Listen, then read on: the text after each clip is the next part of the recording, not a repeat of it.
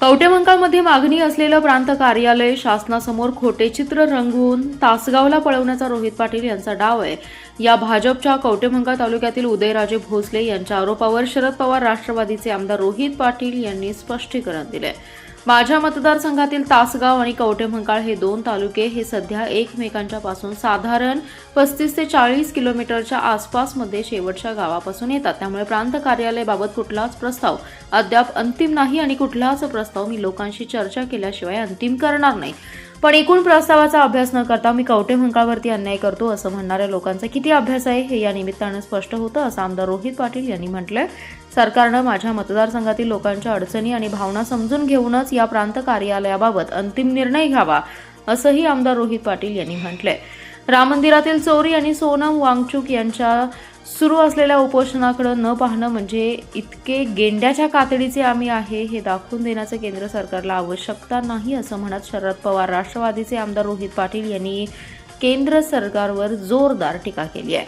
भविष्यातल्या पिढीच्या हिताचा निर्णय हे सरकार घेईल असं आम्हाला अपेक्षित आहे. कायदा सुव्यवस्थेच्या पातळीवरती देखील आज हे सरकार अपयशी ठरलंय असं आमदार रोहित पाटील म्हणाले. राम मंदिर उभारणीवरून एवढा गाजावाजा केला, त्या मंदिरामध्ये चोरी होते. खरं तर जबाबदारी घ्यायला पाहिजे. त्यांनी जबाबदारी घेऊन संबंधित लोकांवरती कारवाया केल्या पाहिजेत. अद्याप तरी कुठली कारवाई होती असं आम्हाला वाटत नाही. आज बरेचसे प्रमुख प्रश्न आहेत. आज सोनम वांगचुक जी तिथं उपोषणाला बसलेले आहेत ते जो विषय घेऊन बसलेले आहेत, येणाऱ्या पिढीला मार्गदर्शक ठरतील असा विषय घेऊन ते उपोषणाला बसलेले आहेत. पण केंद्रातल्या कुठल्याही मंत्र्याने तिकडे न जावं, केंद्रातल्या कुठल्याही मंत्र्याने त्याची दखल न घ्यावी, इतपत गेंड्याच्या कातडीचं सरकार आम्ही आहे हे दाखवून देण्याची त्यांनी आवश्यकता नाही. भविष्यातल्या पिढीच्या हिताचा निर्णय हे सरकार घेईल असं आम्हाला अपेक्षित आहे. म्हणजे परीक्षा असो, राम मंदिरातली चोरी असो किंवा परीक्षा असेल, राम मंदिर पातळीवर सर्वच पातळीवरती केंद्र सरकार असेल, कायदा सुव्यवस्थेच्या पातळीवरती देखील आज हे सरकार अपयशी ठरलेलं आहे असं म्हणायला काही हरकत नाही. आंदोलनाकडे पूर्णपणे दुर्लक्ष केल्याचं दिसतंय का? एकूण केंद्र शासनाने त्यांचे कुठले प्रतिनिधी तिथं पाठवलेले आहेत असं कानावर नाही. किंबहुना तिथं येणाऱ्या काही तरुणांकडून कळतंय की जास्तीत जास्त लोक तिथं कसे पोचणार नाहीत याचीच काळजी जर तिथलं प्रशासन घेत असेल तर भविष्यासाठी लोकशाहीच्या सदृढीकरणासाठी जे काय आवश्यक आहे तसं पोषक वातावरण आपण तयार करत नाहीये असे एकूण आजच्या या चित्रातून दिसतंय. शेवटचा प्रश्न, एकूण ज्या काही अडचणी होत्या, ज्या काही माझ्या मतदारसंघातल्या पेंडिंग केसेस होत्या आणि माझ्या मतदारसंघातील लोकांना जी गैरसोय होणार होती त्या संदर्भातून हा प्रस्ताव तयार केला गेला.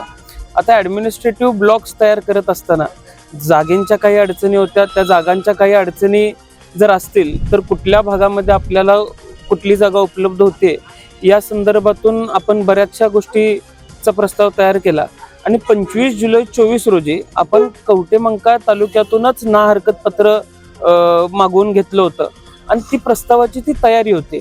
आता प्रस्तावाचा एकूण अभ्यास केला असता तर मी कवठेमंकाळवरती अन्याय करतोय असं पद्धतीचं वक्तव्य त्यांनी करायचं धाडस केलं नसतं.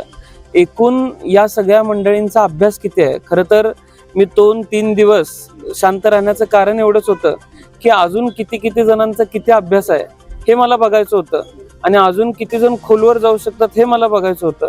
आणि प्रत्येकानं आपलं अज्ञान दाखवून दिलेलं आहे आणि अज्ञानी लोक मी लोकांसमोर आणलेली आहेत. त्यामुळे भविष्यामध्ये या लोकांच्यावर किती विश्वास ठेवायचा हे माझ्या मतदारसंघातील लोक ठरवतील. आमदार म्हणून तुमची वैयक्तिक इच्छा काय? म्हणजे कनेक्टिव्हिटीचा जर विषय निघाला तर कवठेमंकाळ सोयीस्कर पडतं का? कारण हायवे टच येतोय. नाही, माझ्या मतदारसंघातील दोन्ही तालुके हे सध्या एकमेकांच्या पासून आपण जर बघितलं तर साधारण 35 ते 40 किलोमीटरच्या रेडियसमध्ये शेवटच्या गावापासून येतात.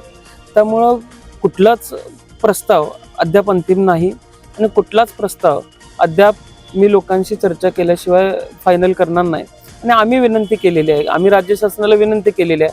माझ्या मतदारसंघातल्या लोकांची कैफियत मी राज्य शासनासमोर मांडलेली आहे आणि ते योग्य ते निर्णय घेतील प्रस्तावाप्रमाणे असं मला अपेक्षित आहे.